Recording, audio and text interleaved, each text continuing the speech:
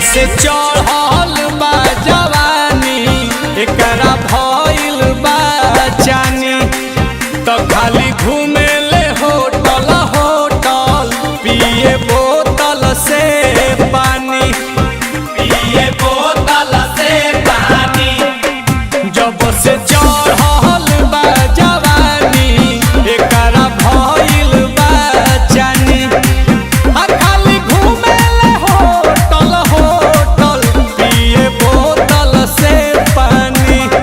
एहो चबकेले छोला में डाल के कचौड़ी भइल चटोरी त मांगेले औरी पैसा ना कौड़ी बाजार करे छौरी पैसा ना कौड़ी बाजार करे छौरी पैसा ना कौड़ी बाजार करे छौरी पैसा ना कौड़ी बाजार करे छौरी।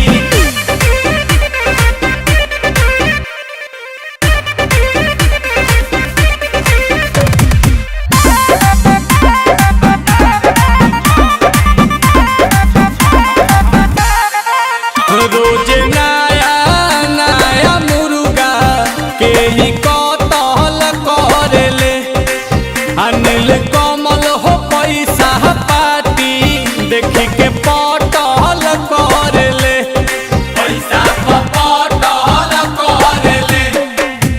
रोज नया नया मुर्गा देखी के कतल करेले किनिल कमल हो पैसा के पाती देखी के पटल करेले।